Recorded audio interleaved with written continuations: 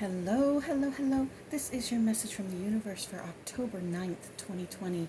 This is the rune Odin. Now, Odin is the rune of the unknowable. Odin is the All Father. Odin is the blank rune, the beginning and the end. It is a rune of total trust.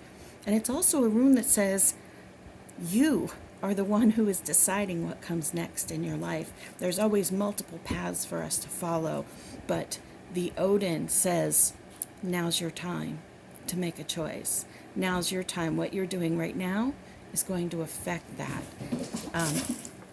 Oh, my kitty's going crazy again. I also pulled out of the bag my lapis lazuli.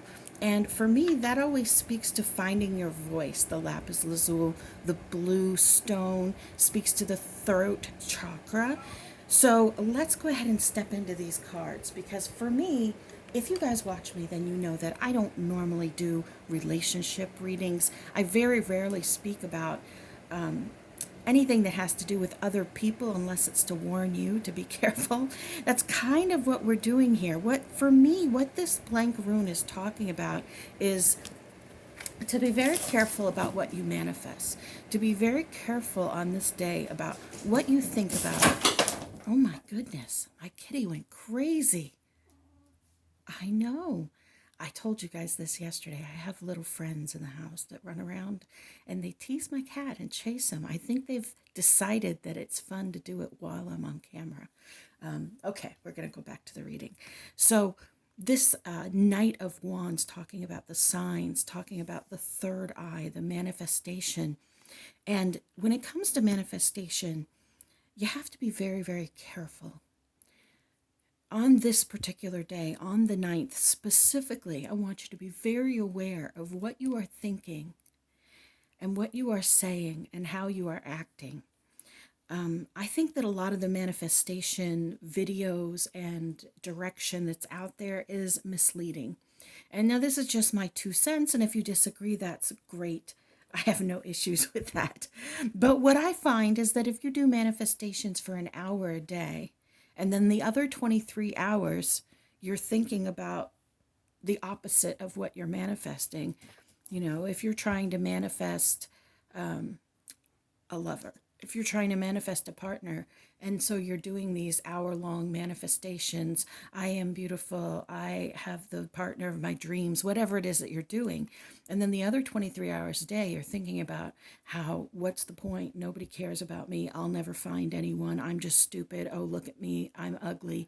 Whatever it is, the manifestation that you're doing is really happening in a moment to moment way throughout the day, not during those times where you're focused on it, because it doesn't take extreme focus to manifest this kind of stuff.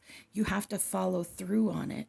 And I think a lot of the manifestation information that's out there is a little bit misleading when it comes to that. So in this particular reading, because it's the blank rune, I really want you to be careful about how you think all day and how you are phrasing things in your mind, because you can still represent truth without being mean. You can still represent your perception without attacking yourself. So if you make a mistake, it's not I'm stupid, I'm an idiot, I can't do anything right. You can say I made a mistake, but I'll try to do better next time. And I learned from this mistake. You reshift it like you're kind of cheering yourself on. And if you do this throughout the day, instead of just focusing that energy during your manifestations, if you spread that energy out into self-awareness, everything starts to change little by little. So in this particular reading, what you are manifesting, I believe, according to this, has to do with a past relationship that you are dwelling on. Now, it doesn't have to be a romantic relationship. It can be with a family member. It can be with a friend. It can even be the way that the relationship with yourself. A lot of times the blank rune does speak to the relationship with ourself and the choices that we make.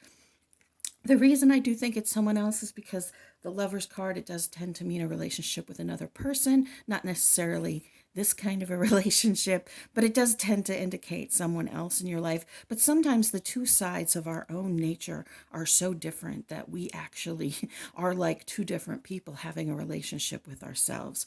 So this Six of Cups talks about happiness from your past, but regrets about it, pain from your past, a broken heart from your past. And this Hierophant reversed to me really speaks about someone who had control over you, someone who was in a position of power or who placed themselves into a position of power that you didn't think that you could overcome. That's always something very interesting to look back into our relationships at where we felt like we were trapped, but we could have walked out the door any moment. Or we thought that that person in our family had power over us not to tell or not to do that. But really, we had the choice. We had just been tricked into thinking that we didn't have a voice. And this Three of Cups reversed talks about going on your own. It talks about the end of the party. It talks about, making a separation. This is why I feel like this is about a past relationship and healing that relationship. Now, when I say healing that relationship, forgiving and mending, I don't mean going back to that person. I mean healing and mending and moving forward away. And this relationship that you're holding on to, or this pain that you're holding on to, it could have been 10 years ago. It could have been with someone who's already passed. If it's one of your parents or your grandparents, it could have been someone who's no longer in your life at all. But you can still heal that relationship because we're all connected through the energy of the universe, because we're all singular pieces of a plurality. We're all tiny pieces of a whole. So you can actually have a conversation with them in the ethers where you kind of sit down like you're going to meditate and you focus on it and you have that conversation with them, not where you're bitching them out, not where you're telling them all the things they did wrong, but where you're saying to them that I have empathy for what you did. You must have been in pain to hurt me so badly when I loved you so much, and I forgive you. And it might take you 1,000 times to do that, to find that empathy. But healing that relationship allows you to cut that cord with that person that is holding on to you. Because what happens is you will then extend that cord into the next relationship, and the next person will then like show those same traits, or you will attract someone who is similar because you still have this cord connected to that energy that was in that relationship, that abusive power energy that was in that relationship. And if you don't heal it, you will attract another situation with that. If you don't come to peace with it, you will manifest in your life another situation that offers you the opportunity to find peace with that space in your past and to go the other way.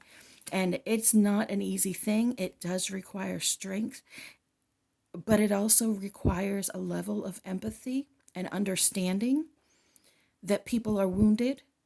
And when somebody hurts you, you can't hold on to it for the rest of your life and take it personally, because it wasn't about you. It was about them.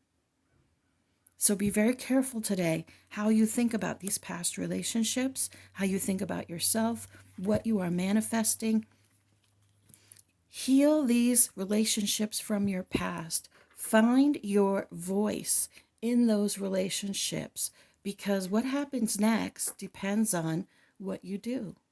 So when you heal these relationships, you stop the cycle of manipulation, control, and abuse that you may have been stuck in for year after year after year.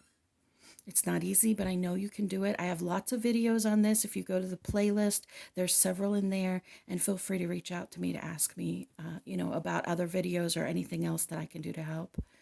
You are beloved. You matter. You are loved.